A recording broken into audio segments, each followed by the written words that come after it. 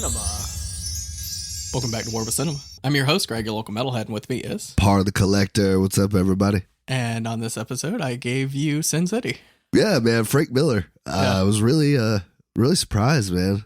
And you know what's crazy? When I watched this movie the first time, I think it was at the drive-in. It was either the drive-in or Bugs. Really? Because I was working there. So I probably had both. I probably saw it, and then we probably got it there. I didn't know this was a comic book movie. You did for a while. Like when I read comics, it was strictly Marvel and DC. Anything independent other than Ninja Turtles, I didn't really pay attention to. Hellboy, I knew that Hellboy was a comic, but never read any of them. Right. This is kind of one of those Watchmen. I thought Watchmen was just completely made up superheroes. I had no idea that it had a whole comic series and everything from DC. Yeah, same. I can't remember how I came across this movie. I think it was one of those times I was working at Walmart and the new movies came out and I seen Sin City. I'm like, oh, this looks fun. Because I still have the original copy with the slipcover that I bought when it first came out. I think I have that same one. Probably not from when it first came out, but yeah. I probably bought it somewhere down the line. I have both of them. I have this one and I have A Dame to Kill For. I still haven't seen that one, so it's I won't say it's as good as this one. That's probably the one I had watched more recent was A Dame to Kill For, and I thought. After watching it, I was like, you know what? I think I like that more than the first one. But watching this one again, I was like, nah, the first one's better. Yeah. But it's got a great fucking cast, man. Oh, it's got an endless cast. Well, I was going to say Robert Rodriguez. Yeah, him and Frank Miller directed this, and Quentin Tarantino that I didn't know about. I just realized that, like I said, when I watched the opening credits, I was like, when the fuck did he come in and do this? Right. But that's cool. But him and because I think they did that Grindhouse shit right after this, so they were already teaming up. They were getting ready for it. Mm-hmm. I need to get that. I think that's one of the only Tarantino movies I don't have is Death Proof. Death Proof. I have Planet Terror. Oh, I see. But I know they have a combo pack with them too, with both of them, and I want to get it. But yeah, so I watched this. I bought it and then I watched it and. I just realized, well, I didn't just realize, but at the time I realized, I'm a sucker for style. I love super stylized films. Oh, this movie, kills it. Not only the noir aspect of, the dialogue, but the way it's shot. It's almost like a comic book. Well, that's kind of the reason I picked this is because I'm in this, crime noir mood of movies. This is, the peak noir, because it takes every noir trope and kind of turns it up to 11. Well, Frank Miller's fucking fantastic. He's one of the best comic book writers. Right. Is that accurate? I agree. Some people don't like his style. The dark, gritty. Yeah, some people feel damn, there's never any sunshine in Frank Miller stories, but it's kind of what you go for. This is what you're coming for is the grit in the dark. I love his Wolverine. I love his Daredevil. I love his Batman. Any character he's ever done, he knocks it out of the fucking park. Didn't he do a Man Without Fear? Yeah.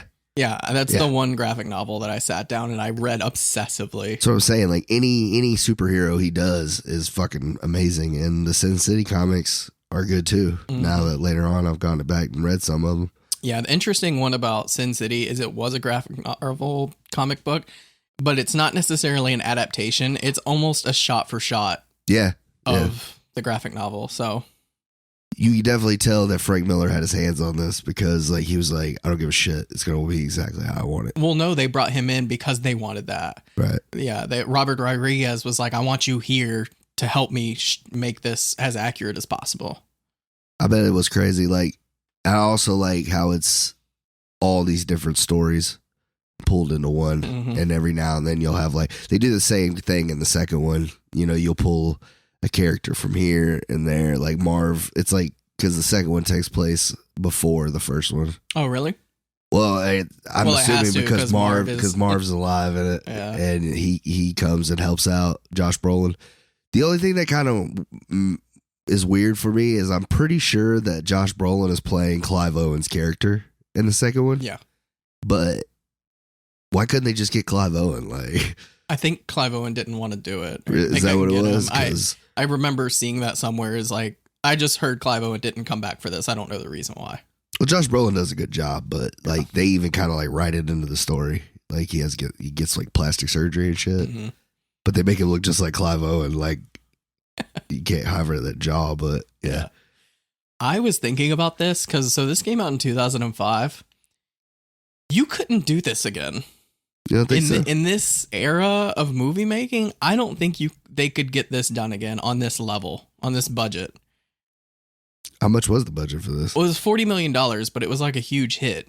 Oh, I mean, you got some people on here that they get some money too. So I feel like this is like almost like an art house film, but there's a huge cast.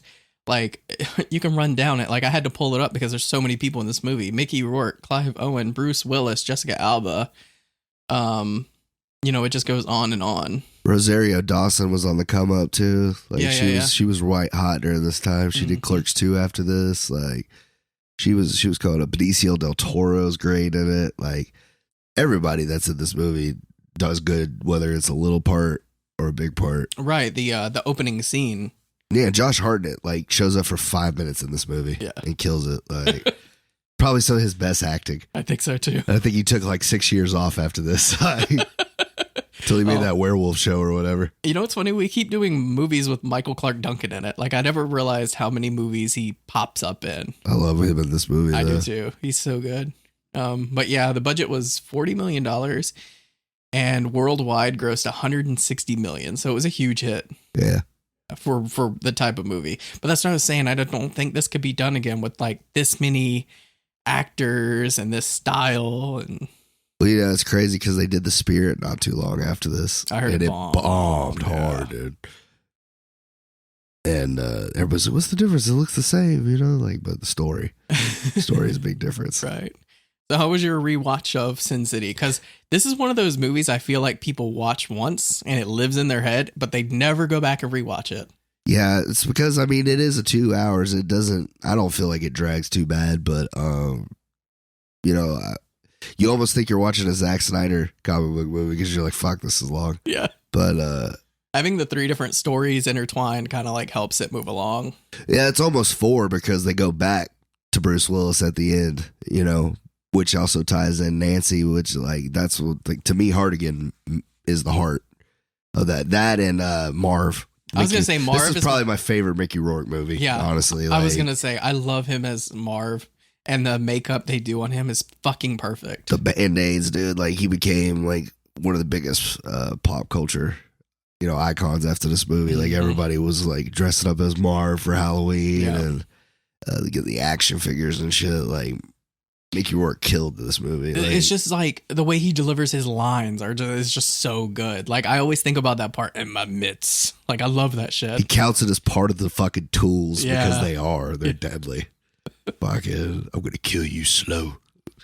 He makes you want to smoke cigarettes too. Like I know, I was thinking the same thing. Like, I was like, fuck, I want to start smoking. He's just like the all around badass. Like when he jumps through that fucking windshield of that cop car. It's like samurai kicks these fucking cops. I'm just like, this dude is a badass. Jumps out of a 3-story fucking window. Yeah, he's like indestructible. Yeah, they shoot him in the fucking head. He just takes a nap. Bounces back. Like, who the fuck is this guy? Right. Also, shout out to Elijah Wood playing the creepiest fucking part in the history of movies. Like, yeah, I have to agree. Yeah. You almost forget the motherfucker was in Lord of the Rings and shit. Like, that's how fucking sinister he plays this fucking part. Doesn't say a word. Yeah, like Harry Potter nightmare fuel, like the glasses, everything. He's wearing a fucking Charlie Brown sweater when he's doing it. Like, just the whole vibe is fucking nightmare fuel. Fun fact, Mickey Rourke and him never saw each other until after the movie came out because of the way it was shot. Oh, so none of those were ever like shot together. That's insane, dude. That's crazy. Yeah, because this whole movie was shot on a green screen. Oh yeah, you can tell. Isn't this like one of the first movies that did that? I think so. Yeah, like they shot the whole movie on a green screen. Yeah. And but it does look good.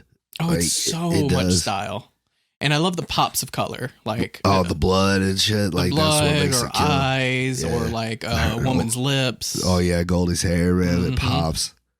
But we started off the movie with Detective Hartigan, which is played by Bruce Willis. Mm-hmm. It's his last day on the job. He's got a bum ticker. Yep.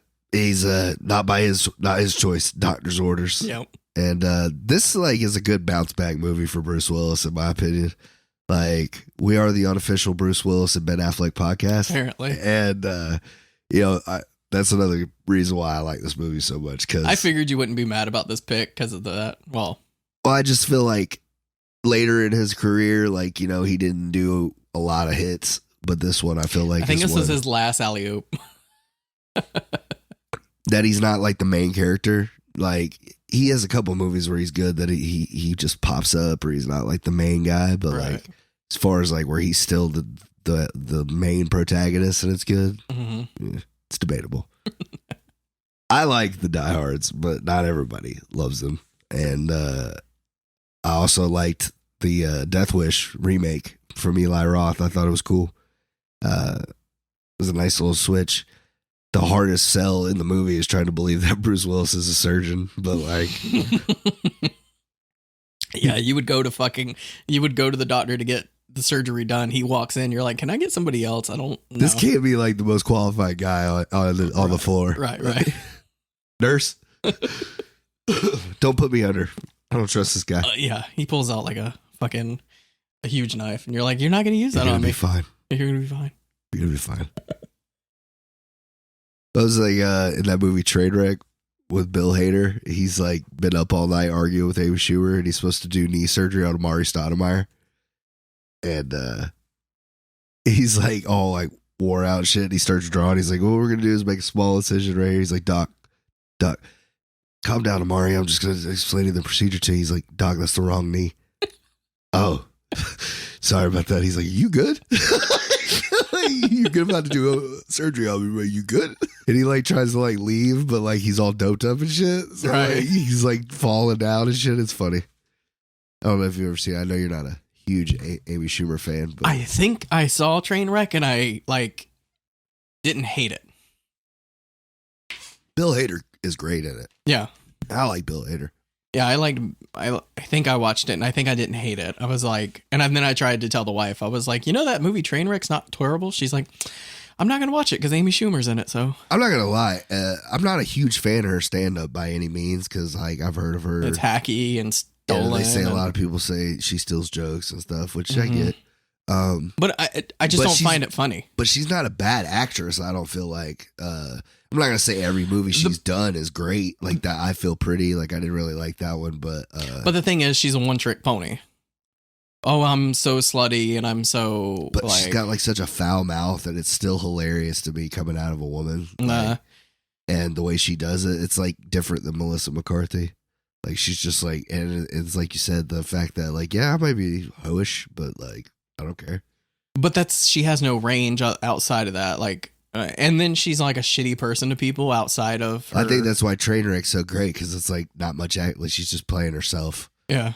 Like except she's not a stand-up comedian. Right. She's a fucking journalist or some shit.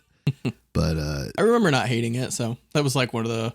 I like that one with her, and I like the one with her and Goldie Hawn when they're like they're on vacation and they get like fucking kidnapped and shit. That one's pretty good. I didn't see that. I try to not watch Amy Schumer's movies on purpose. I'm too. I don't know why. I think my wife likes her, and I've always liked Goldie Hawn, but we watched it. I don't even remember where we went and saw it at, but I know we went and saw it. Yeah, and we actually ended up liking it. It's just But, I was just thinking, sorry, it just popped into my head who Amy Schumer's not in this movie. She's not in this movie, but they're what's her name? Murphy. Oh, Brittany Murphy. Brittany Murphy's in this, and every time I see her, I get so sad, dude, for real. Because she's not even playing like an uplifting part at all. But I just loved her as an actress. Like she did so good every time I saw her. Like anytime. One of the last movies she did too. Yeah. Yeah, I watched 8 Mile not too long ago, and I was like, oh, yeah, she's not alive anymore. Yeah, because I forgot she was in this, and she popped up. I was like, oh. Yeah, she plays Clive Owen's old lady. Well, new girlfriend. Yeah. Benicio's good though. So Benicio del Toro wanted to put on makeup, and Robert Rodriguez didn't want him to, and he's like, it'll be okay. So he put on all this makeup, and then Quentin Tarantino, he's like, it kind of works. It works. So all that makeup is just him just going method, I guess. So, which he's great at. He's so good in this movie playing a creep. I think out of like, if we were talking about like top 5 underrated, underappreciated actors, I feel like Benicio's got to be at the top of that list. I just watched Sicario. I fucking love the Sicarios, both of them. I didn't see the second one. It's good. It's good. But the first one, so good. And he's so good in it. He really is, man. He's another one. Like the thing is he's so subtle. He's so underspoken. I've seen him play any kind of character too. Like he was good in fucking Star Wars. You know, he's in that movie for 10 minutes. He's good in that. Yeah. Usual Suspects, Sicarios, fucking Frankie Four Fingers and Statch, bro. Like, right. It doesn't matter if he's in it for 5 minutes or the whole fucking thing. Like he just knocks it out of the park every time. That's what I was gonna say. You can't tell me a Benicio del Toro role where he's bad. You're just like, oh, that sucks. That was shit. Yeah, it's not out there. And if you try to convince me otherwise, I'll prove you wrong. For sure. But anyway. But yeah, I mean, he's one of those guys. Yes. So anyway, Hartigan, it's his last day on the job, and he goes in to stop a senator's son who's into kidnapping kids and hurting them and making them scream. Yeah, that was kind of dark. Yeah, Frank Miller goes there. Yeah, a lot in this movie.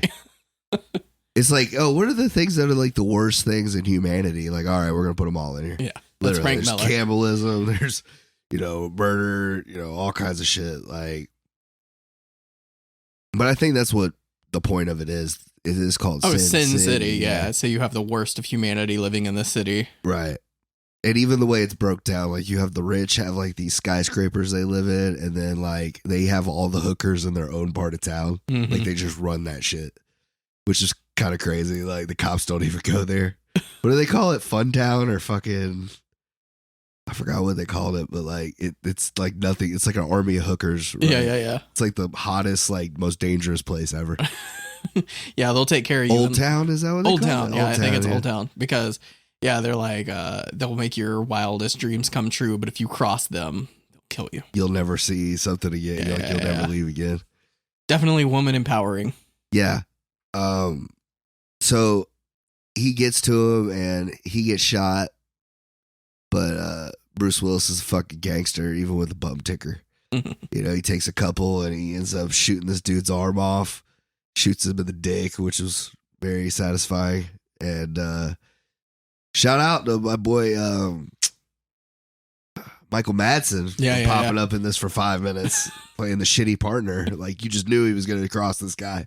Like from the first line of dialogue, Michael Madsen's like, oh, this guy's going to turn on him. Like you just know it. Like, he shoots him 4 times in the back and he's like, don't make me kill you. I'm like, motherfucker, what were you just trying to do? Like, I'm just getting your attention. Like, I didn't hit anything vital in those 4 fucking shots I just gave you. You've already been shot twice. You need to calm down. You need to sit down. Sit down, old man. That's what he tells him. Like, so Bruce Willis is like, fuck you. I'll get to my ankle piece. Oh, I love that. I love that line. It always stuck with me. He's like, you can't even lift that cannon, old man. Sure I just can. always... Sure I can. Yeah, sure I can. Wow. But... yeah, he gets double crossed, and then he has that ongoing joke about them having to sign, or not ongoing joke, but ongoing storyline where they have to sign the confession, even though they didn't commit the murder. Yeah. So that's how dirty politicians operate. Yeah. But yeah, he's like bleeding out, and he like saved that little girl's life, and comes back later on in the movie. It's an important plot point. So you think he just dies, and it's a good sentiment. He's like, an old man dies, a little girl gets to live, fair trade, and it just shows that he was like a good guy. Right. So we cut to Marv waking up. Anytime I think of Sin City, I think of this storyline because it's like my favorite. Is the best one out of all of them, if Yeah. I'm being honest. The Hartigan's probably a close second. I just can't get the image of that yellow guy out of my head. Like, you know how he talks about the smell? Yeah. Like, you don't ever, obviously you don't smell the smell, but like I almost feel like I can. Feel like you can, the way he describes right. it. And the way that dude looks, you're just like, oh shit. You look like you smell bad. You look like you smell like shit. Yeah. So like I always like thought that was good. I was thinking the same thing rewatching it when he was describing the smell. I was like, I can almost taste it. Yeah. As fucked up as that is, yeah. So yeah, we get to Marv. Marv is a pretty much like carved out of concrete. Like that's what I think of when I look at this guy. He looks like Korg from fucking Thor. Just a big bruising motherfucker, which I didn't know Mickey Rourke was that fucking jacked. Like, he must have got fucking ripped for this movie on the roids. I know he had a lot of plastic surgery, but he probably went crazy with the roids too. Well, I know because he did The Wrestler, man, he was fucking yacked for that too. And Iron Man. Yeah. He was pretty jacked for that. He did all those within like 3 years of each other. Yeah, so yeah, he's pretty jacked. He was also in Once Upon a Time in Mexico, which, I mean, he wasn't doing much in it, but I remember he looked big, like, you know, like that. Isn't it funny? There's like two eras of like Mickey Rourke. There's like his old acting career before all the plastic surgery, and then after his plastic surgery, he has like a different. Because he like went into boxing for a little bit. He fucked up that's how he got his face fucked up. That's how Manny Pacquiao's coach, Freddie Roach, that's how he got started. Oh, really? Mickey Rourke was like, I want somebody to teach me how to box, and he's like, nah. I'm not gonna fucking some Hollywood, you know, motherfucker is gonna come in here and waste my time. And like he said, Mickey Rourke showed up every day. Yeah, wasn't any good. His money was, and like, you know, he said that's what got me my start. Right. And I started getting better fighters, and you know, then he got Pacquiao, and fuck, Pacquiao was the shit for a while. It's the real deal. Yeah. And but I always thought that was crazy. Like, he's like, Mickey Rourke did that. But yeah, I don't really know a lot of his movies before, like from the 80s and shit, like where he got his start. I don't. We'll have to do that movie I just watched, Angel Heart, because it's a good movie. Yeah. And this is like, I think it shows him how good he was or is as an actor before all that. So, but yeah, he made a good little run in the late 2000s, and he was back big time. And this is just, like I said, this is a shining role in my opinion. I agree. So Marv knows pretty much who he is, but like he's kind of a fucking psychopath too. He's supposed to take these pills to like keep him straight, but he's not supposed to get them. And parole officer's the only one that can get him for him, and they're not legal and shit. Like, he's just all fucked up. And he's not supposed to drink, but he gets fucking drunk at a strip club every night. And he's got this like super cool honor code. Like, he's a piece of shit, but like he doesn't like people that hurt women. Yeah. He's like, I fuck up anybody that hurts women. I don't like it when they rough up dames. He's got a very classic way. It's like that, like you said, like the noir detective. But he's not like a detective. He's like a noir tough. Kind of reminds you of like Russell Crowe in LA Confidential. Oh yeah. Just a dude that'll beat the fucking shit out of you. You know? Yeah, all rage, no. Yeah, no detective work. We're just gonna beat the fuck out of our way all the way up to the top, right. And that's literally what he does. Yes. So many good shots of him fucking people up. I love the scene where he's dragging that guy down the fucking road in the car, and he's like, "I'm having a good time." I'm like, "I believe you, bro." But yeah, he gets with this prostitute, and he like, you know, falls in love with her because like nobody's ever nice to him. He looks like a fucking nightmare. And Elijah Wood's character Kevin slides in like a fucking ghost in the night, kills her. So they frame him for it because he looks like a type of dude that would kill anybody. Mm-hmm. And that's when he starts killing half the police force. Well, she's like, "Did you kill any of the cops?" He's like, "Not that I'm aware of." Like, "Bitch, you jumped through their windshield and broke their fucking faces with one kick." Yeah, I'm pretty sure they're fucking dead. Some of them are dead, but if they're not dead, they're not living a good life now. Breathing out of a lot of tubes and shit. Yeah, they look like you now. But so he goes and sees this parole officer, and he's like, "Got any beers?" And like that's where the running joke of like him with the fucking bandages. He's got bandages everywhere, cuts and scrapes and shit. I love it. His parole officer is just a fucking babe. Oh my God. Walking around naked. And the fucking, her chick. Yeah. And I was just like, he's like, I don't know why she's a lesbian. She can get any. I was like, so it's like she can get any woman she wants too.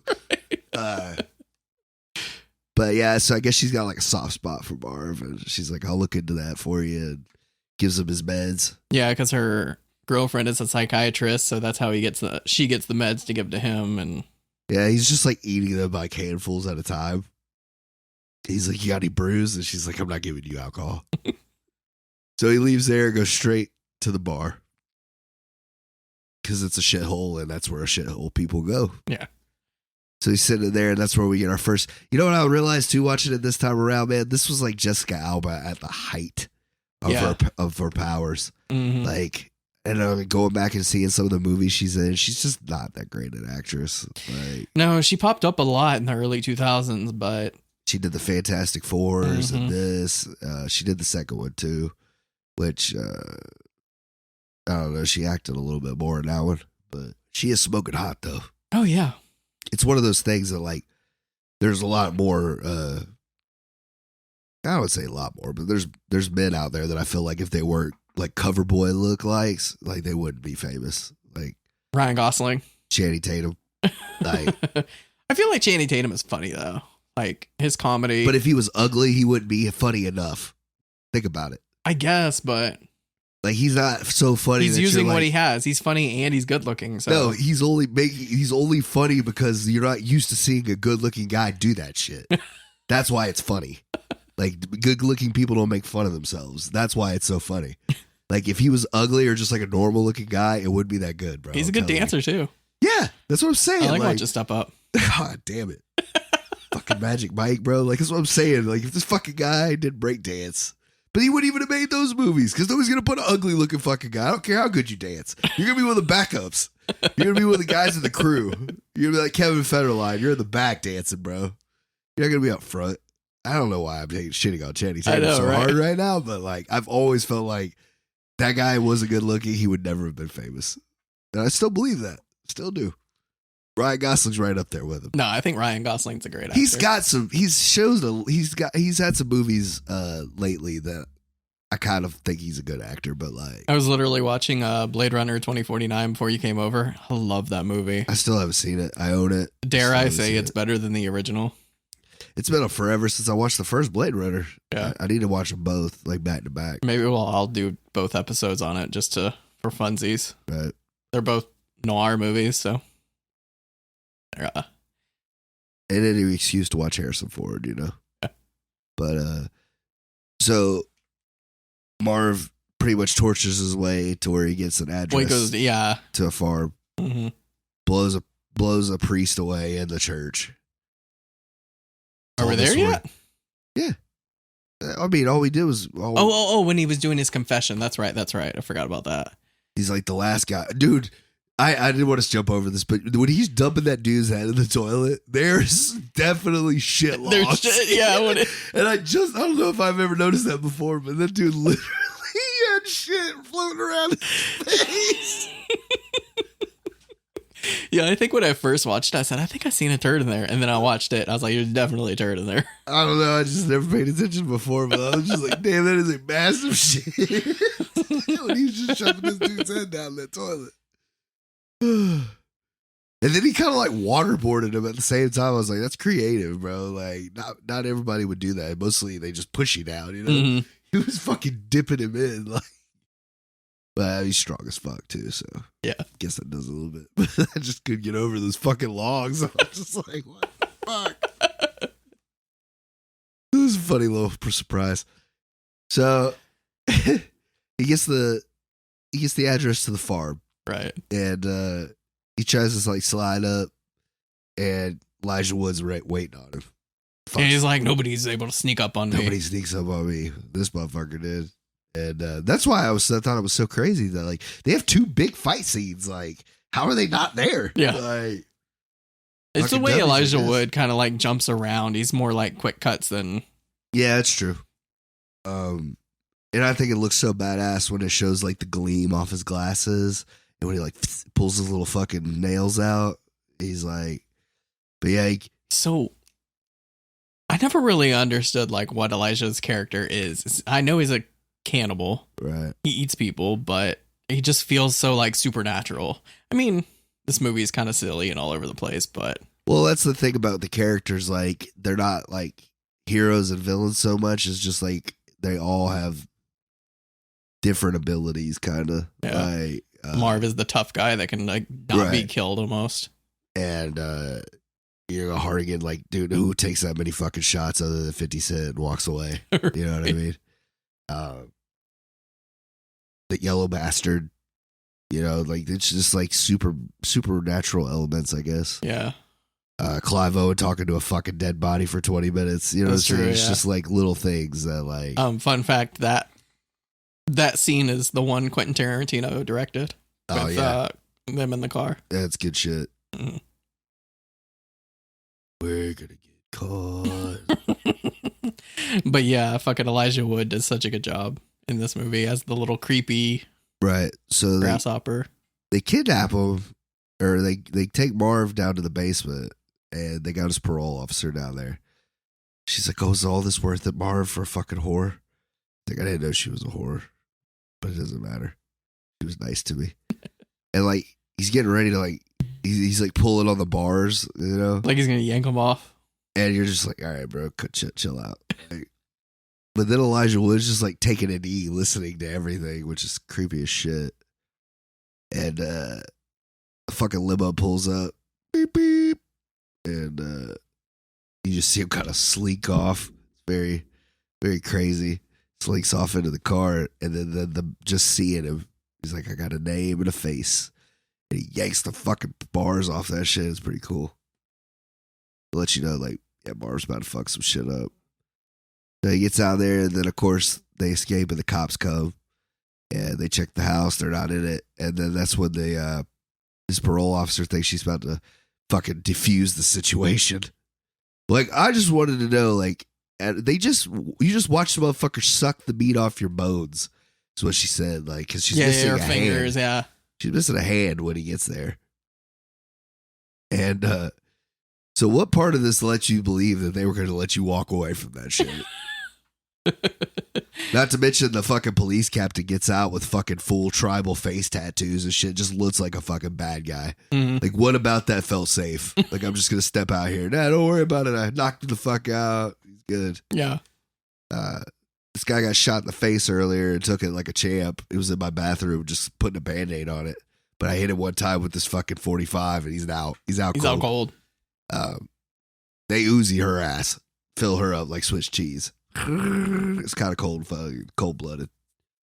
So my boy gets a hatchet off the wood, off a stump, and goes to work on these cops. Fucking leaves the dude.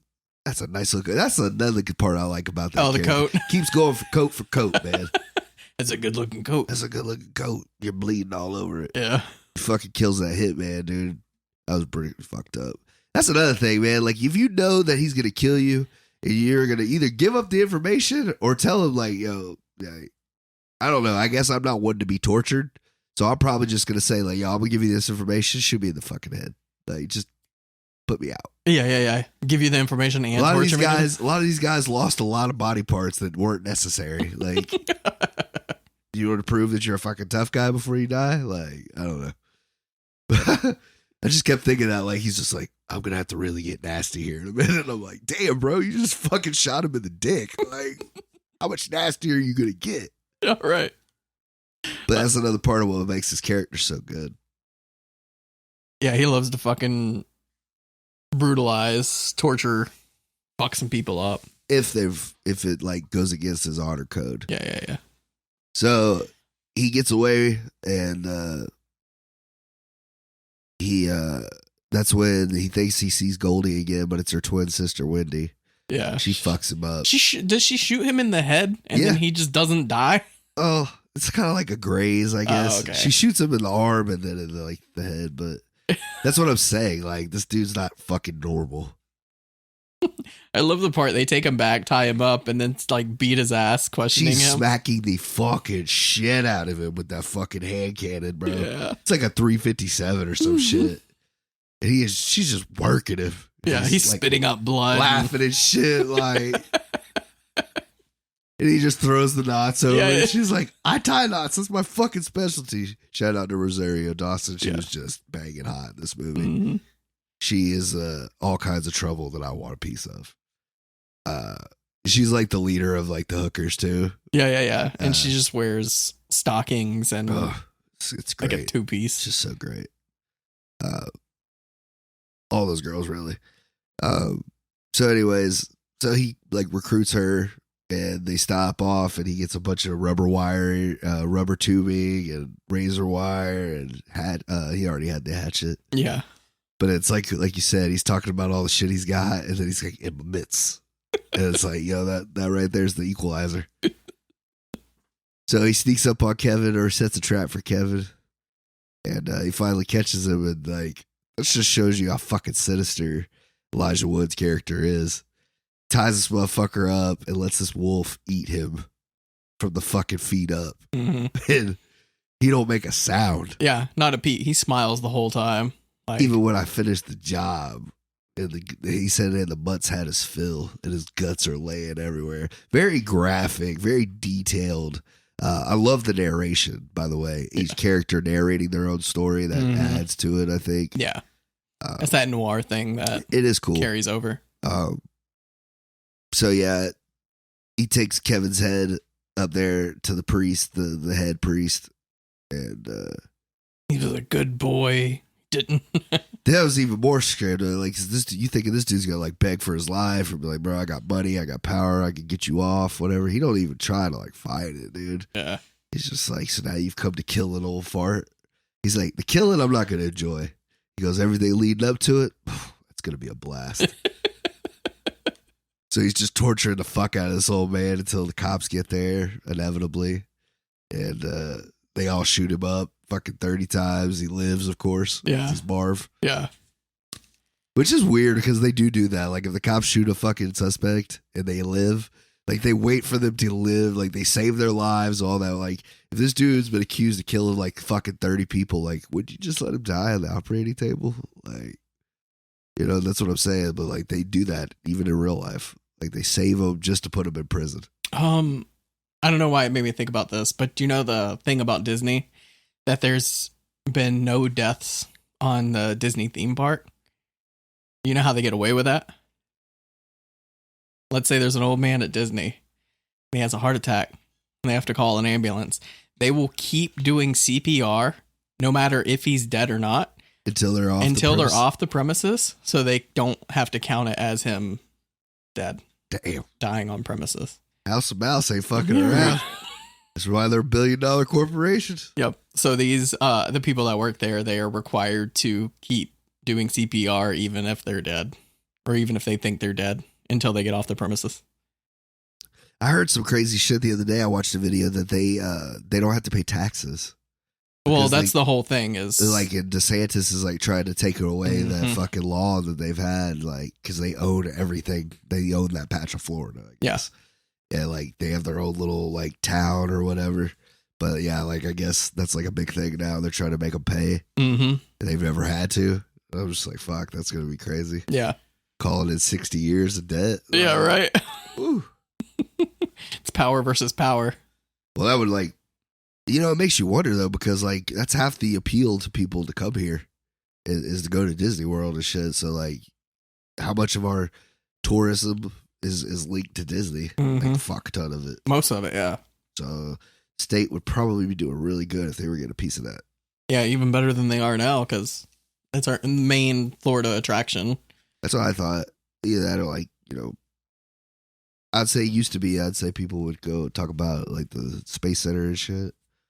I don't think people care anymore about that. It's more the beach, I think. People just like see that. The beach, Disney, beach. Miami. Miami is its own fucking little country, apparently. That's what I'm saying. It really is. It's a lot of different cultures down there. Yeah. But yeah, to keep somebody in jail. Because they wanted the confession. That's really what they wanted to keep him alive for. That's where it comes back to the whole confession thing again. The cops don't ask questions. They're whapping him in the face with fucking Louisvilles. Really just driving home the point that Marv is built different. Yeah. And Yeah, so he's like, every time they bring up a blood, I spit it off. Well, like, he's like, some assistant DA said that they're going to kill my mom if I don't sign it. Broke his arm 3 places. Yeah, I love when they're dragging him away. His shit's just like fucking flailing around. Like, that was cool. And it's pretty fucked up going after your mom. Like, damn. That's really all they had, which, like, you think, like, how does a motherfucker like him have a mom? Yeah. Yeah. How are you going to kill her? I feel like she's built like him. Right, and that's probably why. I'm surprised he wasn't like, yeah, that bitch is tougher than me. Yeah, all right, good luck. Y'all don't want to live, huh? She actually breaks in and gets him out. That would have been cool for Sin City 3. Marv's mom doesn't fuck around. Yeah, right. So yeah, he signs the confession and they put him in the electric chair. Fucking and they fry him and he's like, "Is that all you got, like, pansies?" Spits out some fucking blood. He's like, they put me a pretty good steak for my last meal. Even get through it a brew. I was thinking about it. He's like the man's man. Like every man that every man wants to be. He's like the Marlboro Man, Ron Swanson, and just like all of masculinity thrown into one. Yes, he is masculinity. Just wrapped up into a person. I feel like Rambo could watch this movie and be like, oh man, I'm a puss. Yeah, right. You know what I mean? I think it's why we all like Marv, is because we just want to be that badass. We want to be that guy one day. Yeah, protecting women and just fucking goals. Yeah. Yeah, I got shot in the face. I'm still alive. So what, you know? But so yeah, they get old Marv, R.I.P. And then we go to the next story, which is Brittany Murphy, Clive Owen. Right. She is a waitress at the same bar. Watering hole. Right. I love they keep calling it the watering hole. So, as Jessica Alba. Jessica Alba is the star attraction at this place. Mm-hmm. Guys come from all over the city to see his chick shake her ass, which I could believe that. So she is in her apartment and she just got done hooking up with Clive Owen, and her real boyfriend shows up, which is Benicio del Toro, mm-hmm. and like 3 of his buddies. They're all cops. Well, you don't know that until later in the movie, but because you think he's just an asshole boyfriend that just beats on his girlfriend for pleasure. And she's like trying to get Clive Owen to like leave, and he's like, "Nah, I got this." And she's like, "No, please, just leave." So he goes to the bathroom, and he's like in the shower, and that's when Benicio comes in. What do you call them? Troops? You think he keeps calling them troops? Call them troops. So. And they're all drinking beer, like taking over the joint. He's like, "Why are you acting this way towards me?" and shit like that. And just trying to embarrass me in front of my boys, in front of my friends. Yeah, he's like doing a good job of laying on that, like he's a piece of shit. Right. I'm gonna go take a piss. That's where the poop comes in. Clive Owen. I thought that was just piss. Yeah. He pisses like a river, and then Clive Owen jumps on his fucking back. It just like fucking drowns him almost. You're making a big mistake. So did you. You didn't flush. And then he finally gets the fucking waterboarding. Yeah. Finally gets the fucking flush it and lets the water out. And he's like, "Oh, fucking," it's a good scene. He's all fucking freaking out. He's got this gun and the piss and the water and everything. And Clive Owen's gone. "Come on, troops. Let's go." So Clive Owen's like, "I should probably let it." He's like, or Brittany Murphy's like, "Yeah, just let it go. Like, he left me alone," and all that shit. Because that's what he does. He threatens him. He's like, "I'm fucking Sally's new boyfriend, and I don't fucking take kindly to this shit. Right. I see you again," type shit. And you think he scares him, but then Clive Owen's like, "Nope. I've already seen dudes like this before. He's got that look in his eyes. He's going to hurt somebody tonight." Mm-hmm. So he follows him, and they go to Old Town. I hated that one part. They're like a little nitpick is fucking Converse. Like, they're such a culture thing, and they always pop up, and the color pop is on his shoes. They're red Converse, and I don't know. He kills it in them, though. I mean, yeah, he makes it work, but you know why are they such a thing? It's the Sandlot, bro. The Sandlot? And Dr. J, bro. Dr. J wore Converse. Larry Bird wore Converse. Magic Johnson wore Converse. I mean, I just never understood the appeal. I don't find them all that attractive. They were like the Jordans before Jordans. Yeah. Like they're the most recognizable shoe, you know. And then like because of movies like Sandlot and fucking Snoop and them wearing Converse and Crip walking and shit, like they're just a staple of pop culture at this point. Fun fact: they make great weightlifting shoes too because they're so flat.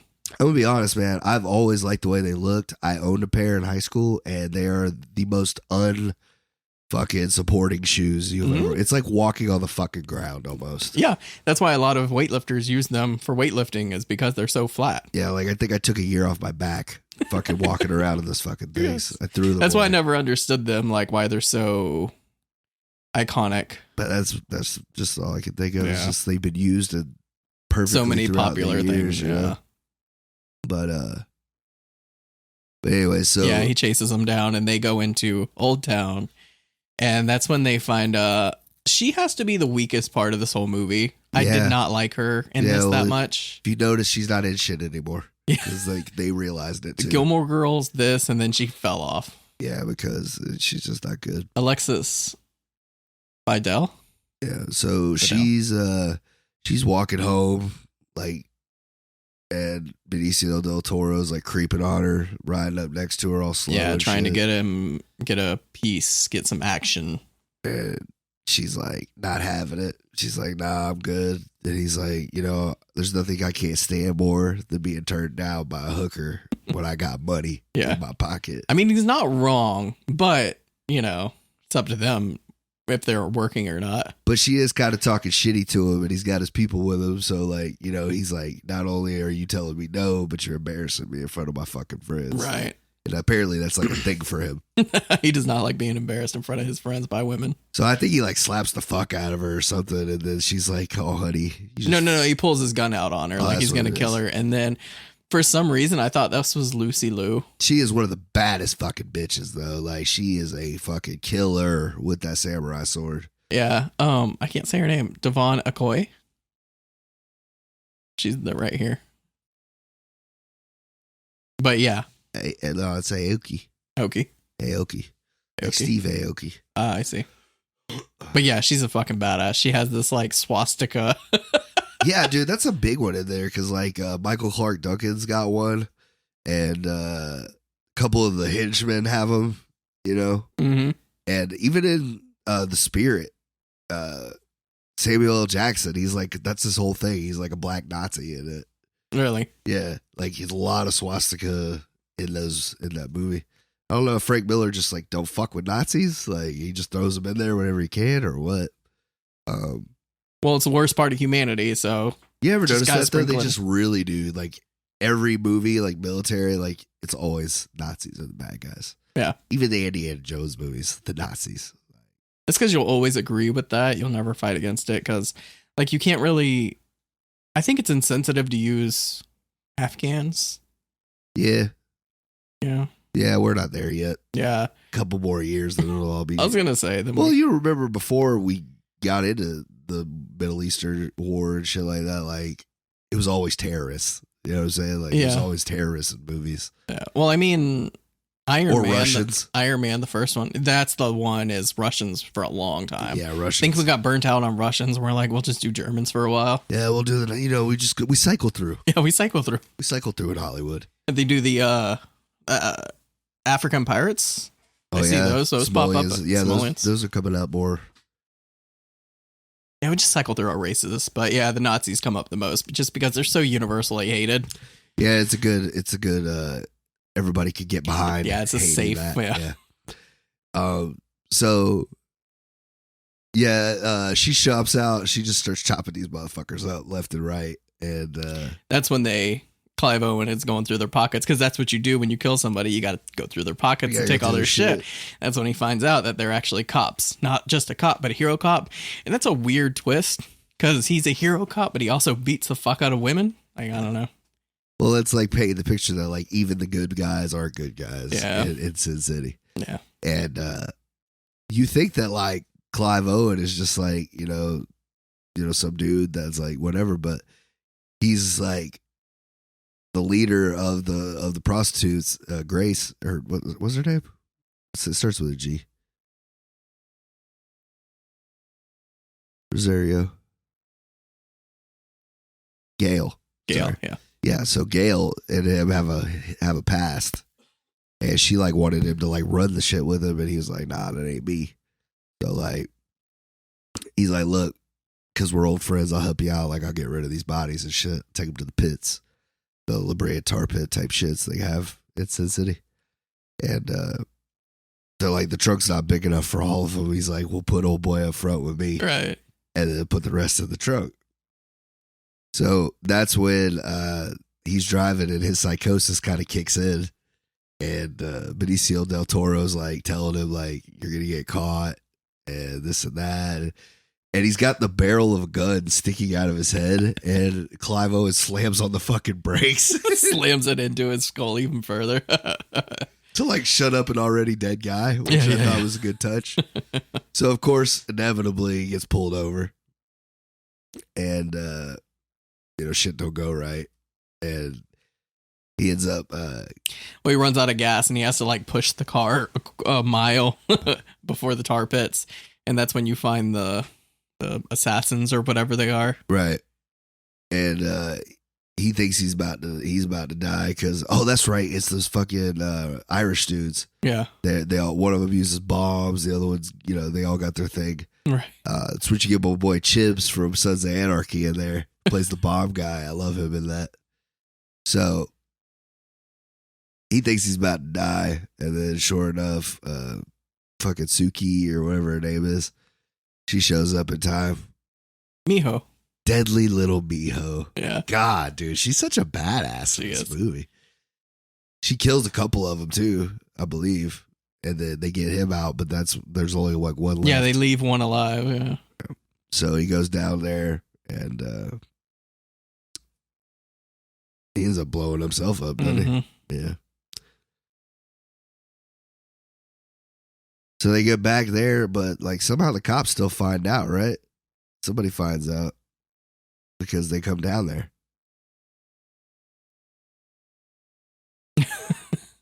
I just watched this last night. I know, right? I forgot about this part. Well, I know that he took one of the bombs and put it in the guy's mouth. That's right. And then that's when he's going to meet up with Michael Clark Duncan's character, oh no, that's what it is. They go back to Old Town and they've got Gail locked down. Right. And they're saying, they're like, we'll do a trade. We're going to fucking blame this on y'all so that we can finally shut this shithole down. The cops can shut it down. And that's when they bring the cops and the fucking cops get massacred. Like fucking Clive Owen and them. Yeah, I do love that shot where all the hookers are standing on the fucking rooftops, just mowing them down. He goes, he's got like a really cool speech. He's like, when he's narrating, he's like, the cops don't realize the mistake they've made. They don't run it. They don't run it in Old Town. The girls do. And then it just shows them all fucking just, he looks over and Gail's just like looking hot and dangerous, just blowing the fucking cops. He's like, and I love her so much. Like, fuck Brittany Murphy's character at this point. Yeah, because what's her name was the snitch. That's why. Oh, yeah, that's right. She's like, they threatened my mom. Yeah. I think I'm going to let her know that her mom's her daughter's a hooker. And then I love it because she takes a fucking chunk out of her face. Mm-hmm. You stupid little bitch. We were going to protected her. Yeah, I forgot about that. That's where the cops come from, is because she. Oh, dude, and how fucked up is it? Michael Clark Duncan fucking squeezing her face. You can like hear the bones in her head like starting to crack and shit, like because that's how fucking strong his hand is. Shout out to a legend, man. There's a part in Game of Thrones. I know you don't watch Game of Thrones, but I've seen Game of Thrones. Shut up. The mountain gets a hold of this guy. Oh, like crushes his skull, like puts his thumbs in his eyes and just like completely crushes the skull. Ugh. I've seen it. It's fucked up. I love that show. You saw it, but you didn't experience it. Supercuts. What do you mean? I experienced the greatest parts of that show. No, you didn't have to sit through the bullshit. You didn't get the build up. You didn't get the emotional payoff. You just sit there like. That's cool. Like you act like you know what's going on. That's like cool. A little poser. Well, I mean, I just saw all the shit I needed to see. You know, I thought it was a good trade, man. Honestly, I traded in 18 hours of fucking dialogue It got just the meat. Just the meat, baby. Saw the dragons, saw the swords. You know, it was good shit. The magic, the blood magic. I know what I'm going to do on the podcast now. We're going to go through each season of Game of Thrones, and you have to watch the season before you come over. That's not those fair. Are going to be that's my not, beats. Those are going to be my picks. You can't do a whole season of a show, bro. That's I can do like 10 movies at once. Do 2 episodes at a time. It's 2 hours. It's about the length of a movie. Make you watch Game of Thrones. The rest of 2022 is just Game of Thrones review. You keep fucking around. That's what I'm going to do. So yeah, funny. This one we get back to we go back to Hartigan. Yeah, he's locked up. He's been locked up for 8 years. Little girl's been sending him letters, but she's keeping it, vague so they don't know who it is that's sending him the letters. And then they stop coming. Yeah, and he thinks that they've got her or whatever. Mm-hmm. So he he opens one of the envelopes and it has a finger in it. Right. And it is a girl's finger that would be about the age. Because he's just rotting in prison. Yeah. And he's okay with it. Like, he's just like... As long as she's safe, As long as she's safe. And he tells her not to write or whatever. But she comes up with like a little moniker, like Cordelia. And oh, that's right, because he finally signs the confession. And do they just let you out when you do that? Is that like a thing? I think that was the whole point. They just wanted him to... Because he was like a disgraced cop. Yeah. In the Senator... Powers Booth, man, he plays a good maniacal motherfucker. Mm-hmm. His eyes, the way they make him look like he's like a fucking demon in a human body. Right. They do it way more in the second one. Oh, yeah. Because he's like the big bad in the second one. But he's like, I haven't fixed that fucking heart problem of yours just to make sure you can suffer a little bit longer. And that's when they start going to fucking work on him. See why Tammy looks at you like that? Because you're a piece of shit kid killer. He goes, she maybe even let you have a shot at her, but you're a piece of shit. It just goes back to fucking beating the fuck out of him. So his wife like leaves him and shit. Yeah. Like, they lead him out because like he's pretty much dead anyways. You know? Well, he tracks down Nancy, mm-hmm. and it's Jessica Alba, and like. He's just trying to save her. He realized he fucks up because he sees that she's safe and he's like, oh, they set a trap. And they led me here. Yeah. So that's when you meet the yellow bastard. Yellow bastard. That's what they call him. Yeah. Yeah, and like that's what we were talking about earlier, the smell, and like you almost feel like you could smell it. Yeah. You know? You taste it. That was funny. This is true. And he like beats the shit out of Bruce Willis and takes her. Mm-hmm. So one last hurrah, Bruce is gonna go save the day. Well, I like that part. He ties him up, lets him strangle himself to death. Right, he's able to pull himself together. Like, hold your neck tight, old man. Yeah, I like that part. Gives himself a good whatchamacallit. Mm-hmm. Gives pep talk. Yeah. So yeah, he gets out of the noose and tracks him down. He's got her at a warehouse, and like Jessica Alba, she ain't giving old boy what he wants. Isn't it back at the farm? Is that where it is? I don't know. That's what I thought it was. Yeah, it might be. It's like tying everything together. Right. So he takes him back to the farm. Oh, you'll fucking scream. They all fucking scream. And she's just taking it, dude. Yeah, he's whipping the shit out of her, and she's like, getting in there. He was right. You can't get it up if I don't scream. So finally, Bruce Willis busts in that bitch, and he's like, he says, I take his weapons. Both of them. Yeah. He rips his fucking dick and balls. I don't know whose dick and balls looks like that, but yeah, that was weird. Yeah, it was nasty. Well, I mean, what they had to do to keep him alive, I guess. Which I don't understand that. Like, so to give him a fucking hand and dick and balls, they had to turn him yellow. What happened is he shot his dick off, so they had to like formulate this thing to like have him grow a new dick, but it caused him to become yellow and like stink and mutate. Because his dad is like so desperate for like a grandkid. Yeah. And I guess that's his only son. And how fucked up is it to know your kid is a fucking like monster and just protecting him? Well, you kind of get the indication in this one, but when you see they kind of explore Powers Booth character a lot, but the senator Mm-hmm. in the second one, you see like, oh, this is just another day at the fucking office for this guy. Like he's a sick fuck himself. Yeah. So it's kind of like he just looks at it like collateral damage. Like, oh, I got to take care of my fucking son. You know how he is. Right. So, but yeah, Bruce Willis gets the satisfying ending. Yeah, I like that he's like, I keep punching until I was punching floor. Like, Yeah. or pushing just brain matter, skull fragments, and concrete. Some shit like that. And he tells Nancy like, "Hey, you gotta go. Like, you'll never be safe around me and shit like that." That's when he realizes as long as he's alive, they can always track her down. So he just fucking offs himself. Cool silhouette. It is too. a cool silhouette. I loved it. It's a good fitting ending for it. You know that's the thing though. Like, I never got this, and even watching it through this time, like Josh Hartnett's character makes like what was the whole point of that scene? I think it was just a setup.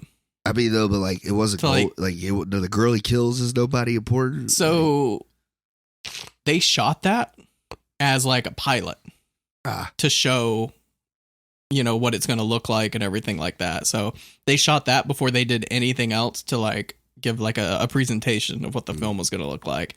But I think it was just like an opening scene, like Sin City's fucked up and just getting you ready for the movie. It wasn't meant to like tie into anything. Because I thought about it, like even in the second one, they don't go back to it. They don't hint on it anymore, you know, like that. So it was just always a wonder for me why we never got more into that character versus all the others. Yeah, I think it was just set up. But I still had a lot of fun with it. I still enjoy the shit out of this movie. I was surprised at how much I still liked it. Because, like I said, this is one of those movies you watch once and you don't really revisit it often. I don't think I've seen it since I bought it when it came out in 2005, if I'm being completely honest. I used to, like, if it was on, I'd watch it for a little bit. You know what I'm saying? It was kind of one of those things, like, wherever you catch it, like, I could watch it through the end. But this was the first time in a while that I've watched it all the way through. Yeah. And it's still great, man. Yeah, I was surprised how much I still like this movie. I still love the style. The style holds up to today. Like, they did such a good job with it. The stories hold up. I love the neo-noir, you know, on steroids. Well, for my pick next week, we're going to do the second one. Oh, really? I was thinking that the whole time. I was like, I want to fuck with him. So, like, this whole time, like, yeah, we're just doing the game to kill film. I was thinking that. I was like, he's going to give me the second one, isn't he? No, but the movie I do want to do is so fucking awesome that, like, watching this made me want to do this one, though. I see. I want to do Logan. Oh, shit. Yeah. Yeah, I'm going to break off from the comedy. And I've been really wanting to watch it. And I was like, two birds, one stone, you know? Yeah.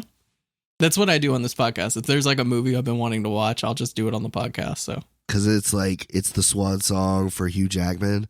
And it's the Wolverine movie we all wanted. Yeah. You know what I mean? Like, there's the only gripe is it's the end. You know what I'm saying? Like, you want more, but there's no more. Yeah. You know what I mean? But yeah, it's one I haven't watched in a while, and I want to get back into it. So we're gonna do Logan. Oh yeah. What do you rate Sin City? Giving it a lot of thought, and it's an 8.6. It's an 8.6 all day. Yeah. It's really good.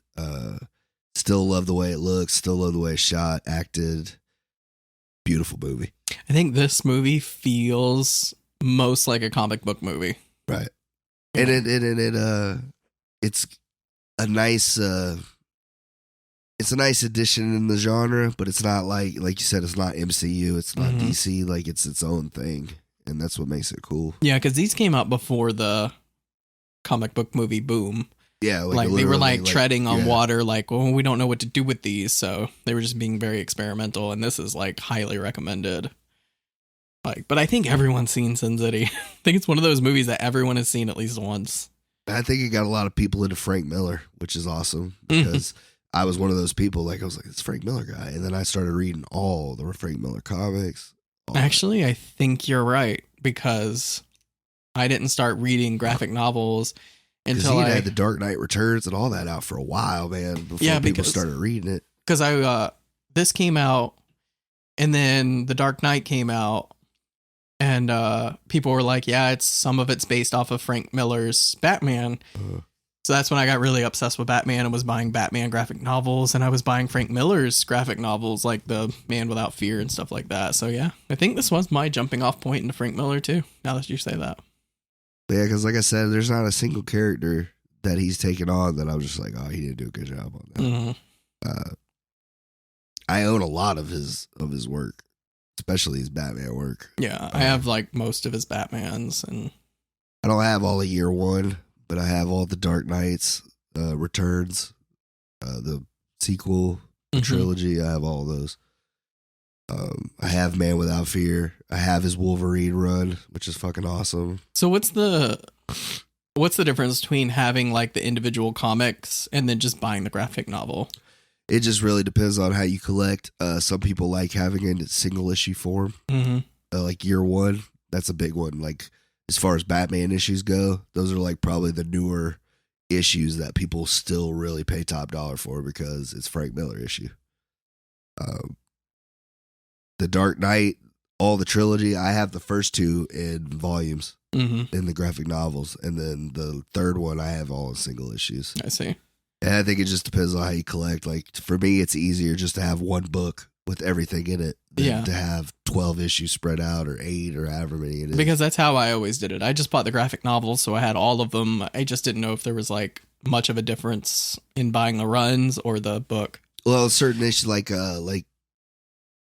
if you bought the Dark Knight all in single issue, like obviously the last issue, the one where he fights Superman, you know, and all that, like that's the big one. Like that's the issue that everybody wants the most out of those. So like that one booms up in value or whatever. Yeah, like I said, it's personal preference. Like some people like saying they have every single issue, and then some people are just like, I have the story. Yeah. You know, I think if you're like one of those people that like to read things over again, like myself, it's easier to have it in the fucking all together. Yeah. I see. But I want to get that last Ronin, which is about the Ninja Turtles. Mm-hmm.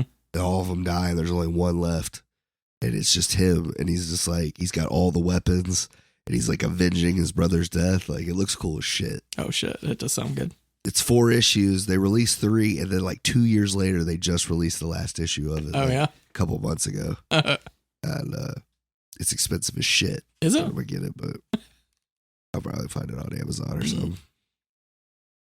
Got some movies? Got some birthday movies? Yeah, I got some birthday movies. Shout out to my guy. It's his birthday, y'all. Make sure y'all tell him happy birthday in the comments. Of course, y'all won't hear this till next week. So yeah, old man. It'll be a belated birthday wishes.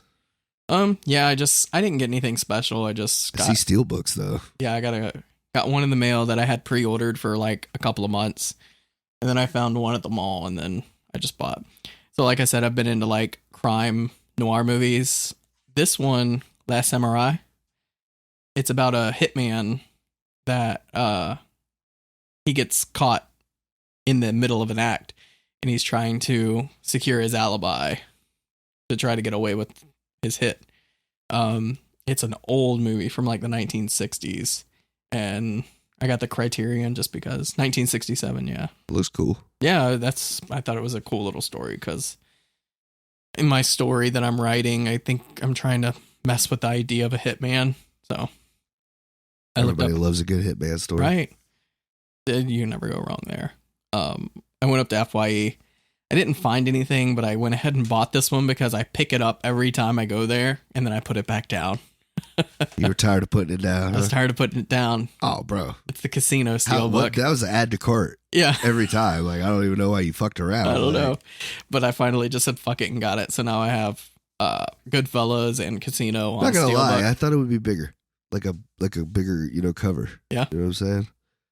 Like, it's just a Blu-ray, but I think it's a cool Steelbook, so I mean, I said fuck it. It's a fucking fantastic movie. Yeah, it's one of my favorites. So I went ahead and got that one. And then I got this one in the mail. It's a new release. It's 4K.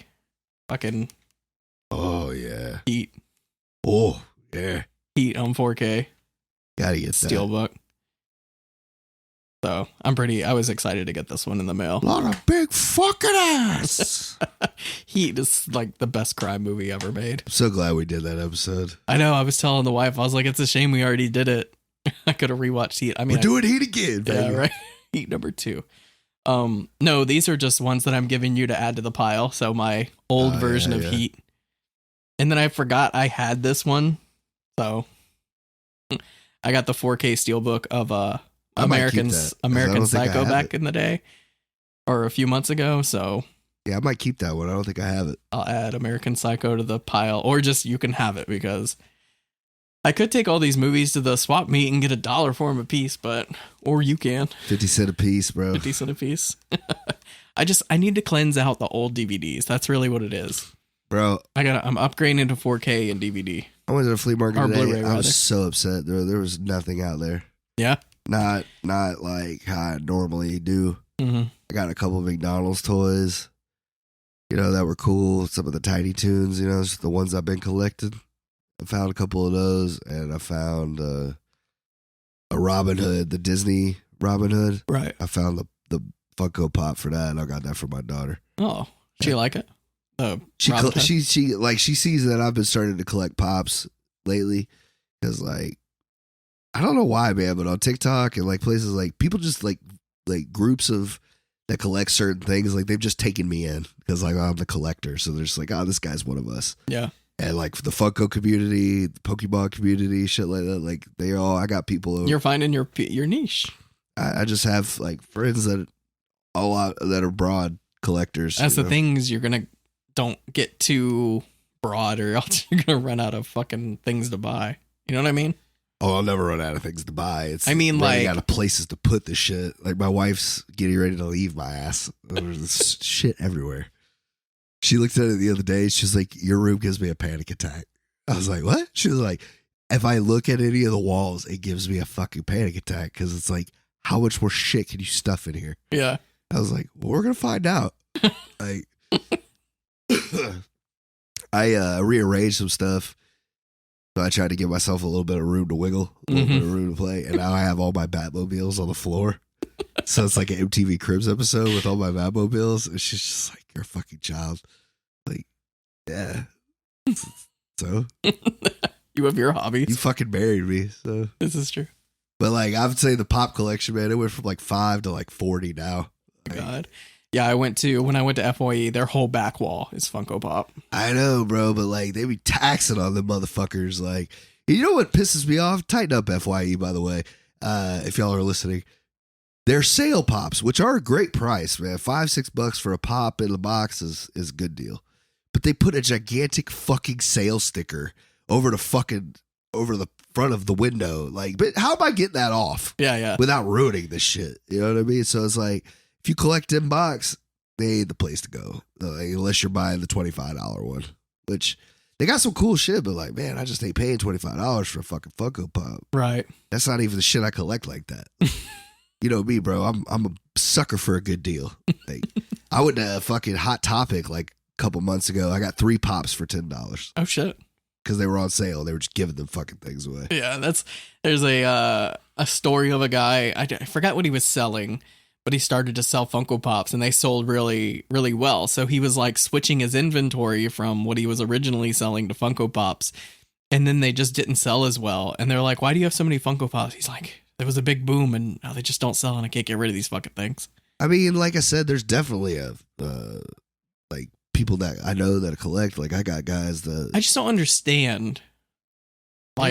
I understand collecting the ones you like, or that have some kind of sentimental value, or but see, I think that's what your favorite characters. That's what I said. I think that's what it starts for most people. But then you get it to the point where you want to complete shit.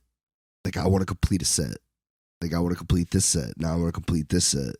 And then it turns from just buying the ones that you really like to now I have to have all of them. They are the new age Beanie Babies. That's what everybody keeps saying, man. But they're just, I can't explain it, bro. I was the same way for the longest time. I was like, bro, I'm not buying any of those. I'm not buying any of those. Because I already collect so much shit. But then they just start looking at you, bro, with those big black eyes. And then you're just it's only $5. It's only a couple bucks. There's a dude out there today at the flea market, bro. He bought he bought every Funko Pop there was. This lady had, and she wanted $10 a piece, and these boxes were falling apart, dude. And he bought all of them. I was like, bro, what reason could you want all those? Mm-hmm. It's like they were falling apart in the bag. She like put them in this big bag for him. And I just remember like just watching the boxes just slowly turning to dust. That's when you know you have a problem, is when you're buying just to buy. I mean, I guess it's his money. He looked happy as shit. Like it was Christmas to him. So I was like, you know what, bro, more power to you. If it makes you happy, do it. But I just don't understand it. Like I get it too. I collect the physical media because I'll always have it. Like if these streaming services decide to get rid of a movie, I can always go on my shelf and pull it out and watch it. But Funko Pops is kind of like just... That's how I am with the movies, bro. Like I don't want movies. Like, I mean, I get them every now and then if it's something I've been looking for, but I try not to even like get into look into the movies. And I still bought 4 today. Like, what the fuck? You know? It's always something I need. What'd you something get? I don't have. I got The Killing Joke. Oh, yeah. On DVD. Got that for 50 cents. It was almost good. If they wouldn't have added the fucking Batgirls, that would have been perfect. I don't know if you've ever seen this. This is probably one of the best, worst movies I've ever seen in my life, bro. It's got Wesley Snipes and Woody Harrelson. And it's not White Man Can't Jump. It's the other movie they made together. What is the name of it? It's called Money Train. I've heard of it. It's got a young J-Lo playing the love interest, playing Wesley's love interest. Is that what we're doing next? No, but like we should have. I know we're doing Logan. Right. But anyways, I'd never seen this fucking movie on DVD, and I saw it today, so I grabbed it. Like that was 50 cents, and I got a steelbook for $1. Elysium, Matt Damon. That's one of that director's worst movie, but I liked it. No, I didn't think it was great, but like I thought it was different. It's just, for a Matt Damon movie, it was pleasantly surprising. It was just heavy-handed on the rich versus the poor thing. It's very made me roll my eyes, but I still enjoy it. It's still a good film. I love that fucking guy from District 9. That the guy that plays the bad guy in it. Mm-hmm. I think he's fucking great, man. Yeah. It's the same director. Yeah. Oh, he directed that shit? Yeah, he did District 9, Chappie, and Elysium. That's right. Chappie did. I didn't really like Chappie very much. But and then he did a horror movie that people bag on. Yeah. I haven't seen it, but I love District 9 though. I think that's really District good. 9 is amazing, but he just hasn't been able to capture that. Fuck, he ought to do a sequel. I think that out of all of his movies, that was the one that people were like, fuck, we could use a District 10. You know? Mm-hmm.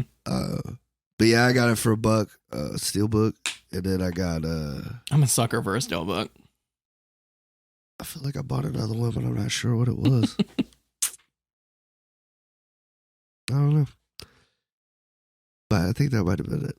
I might have got one more. I thought I got 4, but either way. But yeah, I was just like, for steelbook for $1. That was the first thing I bought. So I was like, oh, it's going to be a good day. And then I didn't find shit. Yeah. For the rest of it, dude. But I don't know. I got my steps in. And, I got to sweat a little bit. So that's always a good thing. Yeah. Get some fresh air. You need to go home and watch Prey. I am going to watch Prey today. Yeah. For sure. So we can talk about it. And then, we can talk about it next week. For sure. I was going to go to the movies for my birthday, but that movie Bullet Train is out.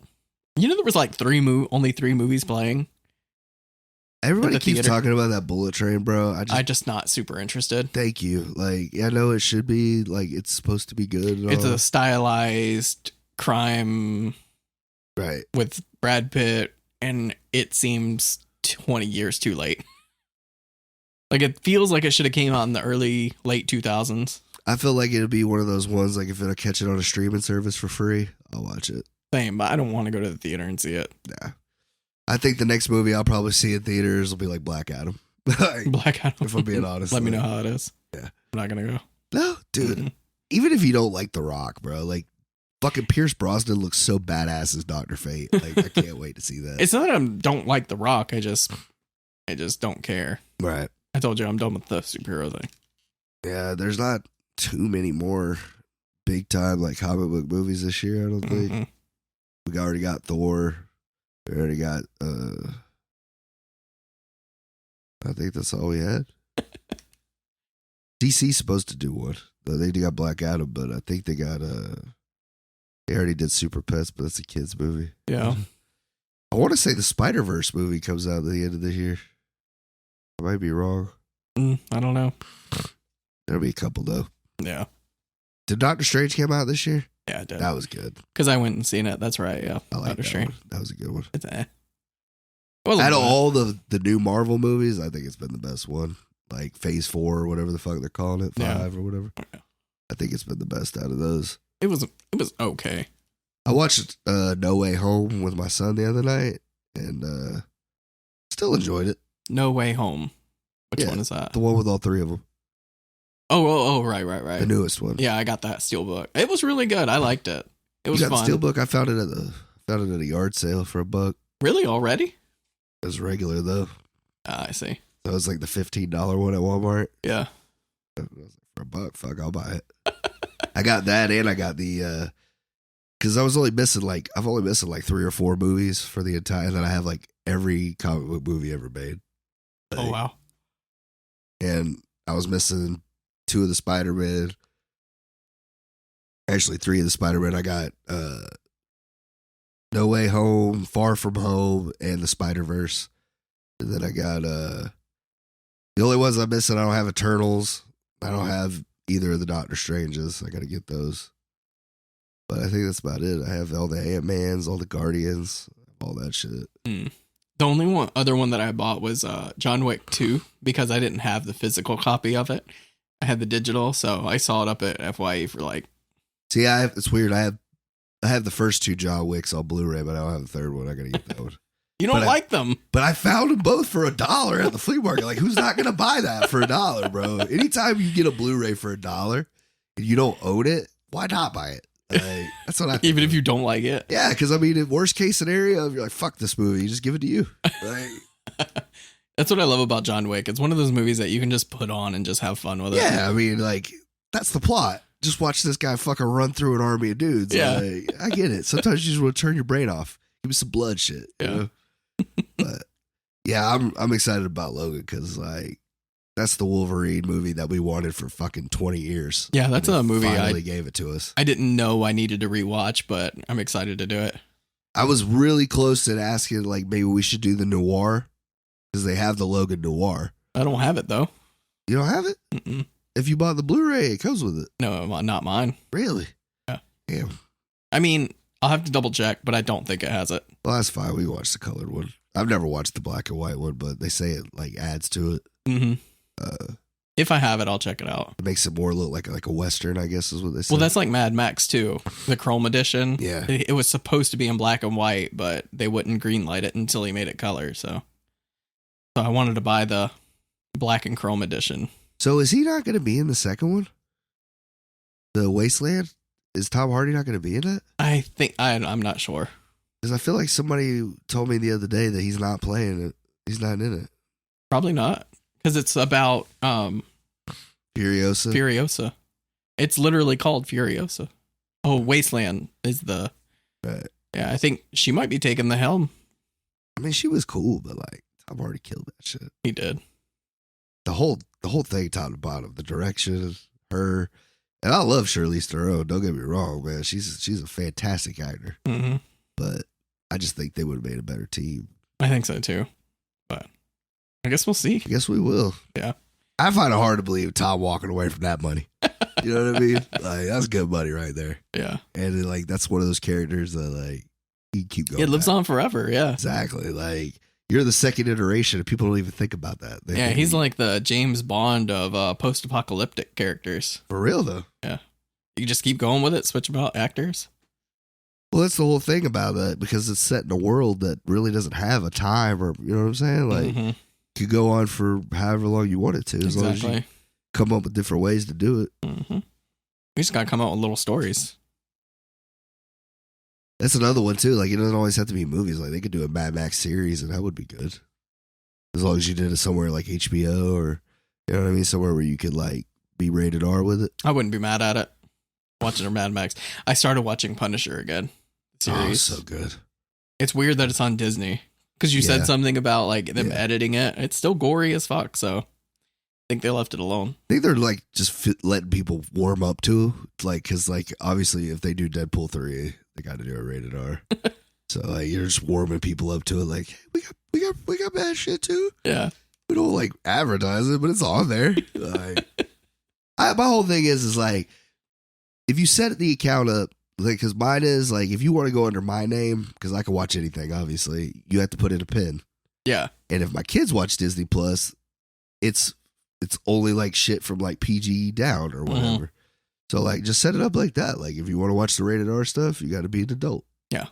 And let the kids enjoy the kid shit. Right. You know what I mean? It doesn't have to be all or nothing.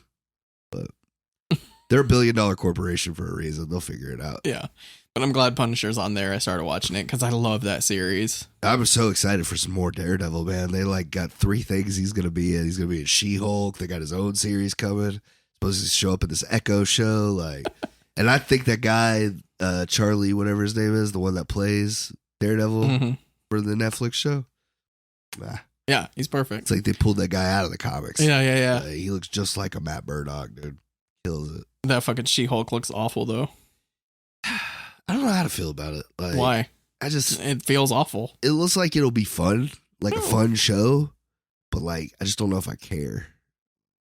I get no good feelings off of that at all. The way it looks, the way it feels, bad feelings all around. I think that will be, I don't know, it'll be one of those ones I'll have to see. But I still haven't watched all the other ones. Like I watched The Winter Soldier and Falcon, and then I watched What If, and then I watched some of Loki. I didn't even finish Loki, but everybody talks about Loki like it was the greatest thing. And then I never even saw WandaVision. I didn't even care about that. I didn't even look at that. Well, they said you were supposed to watch WandaVision before you saw the Doctor Strange into the... Yeah, which, I mean, they really, like, I didn't feel like I missed out on anything. Yeah, it's same. I was like, I got the gist of it. She loves her kids. She took over a town, got it. Yeah.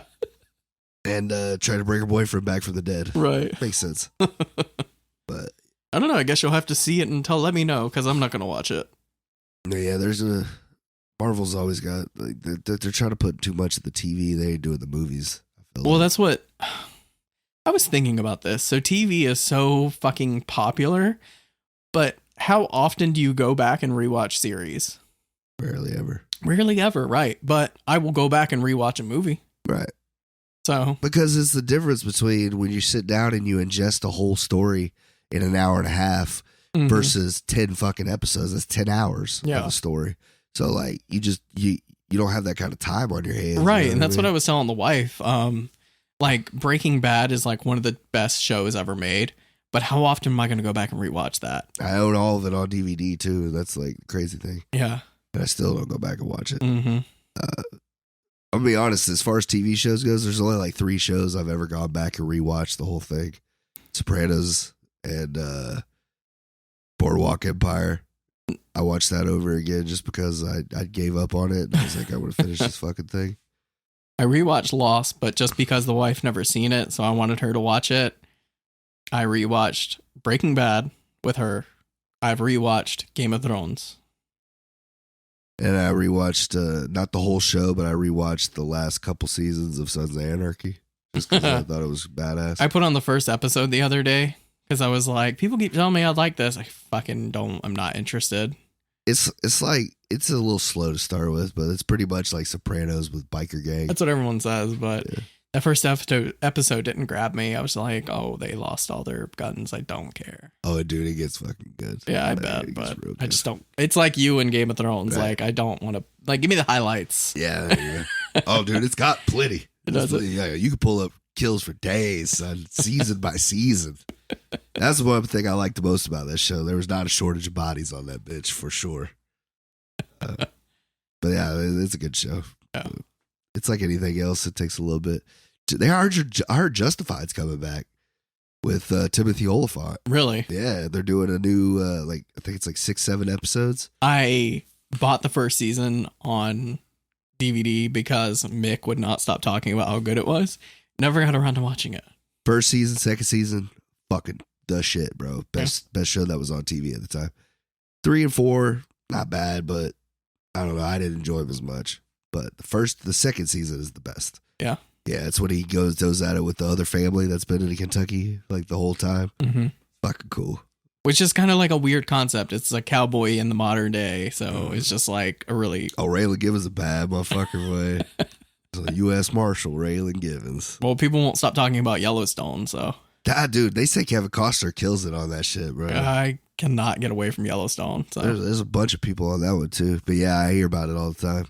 Fuck, even the one 1899 or whatever, it's like the prequel to that show. People love that shit. Like, that's the thing. And they're all on a different fucking streaming service, bro. And I just can't keep doing this shit. Yeah, like, right. I'm not getting Paramount and fucking the BBC or whatever the fuck. And like, I forgot what that one's on, but it's got another fucking, it might be on Paramount now that I'm thinking about it. But like, yeah, you're bleeding us dry with these streaming services. you put the shit. Oh, Apple TV is another one. Like, I'm not doing an Apple TV one too. Yeah, because they have their like original show and you can't watch it unless you.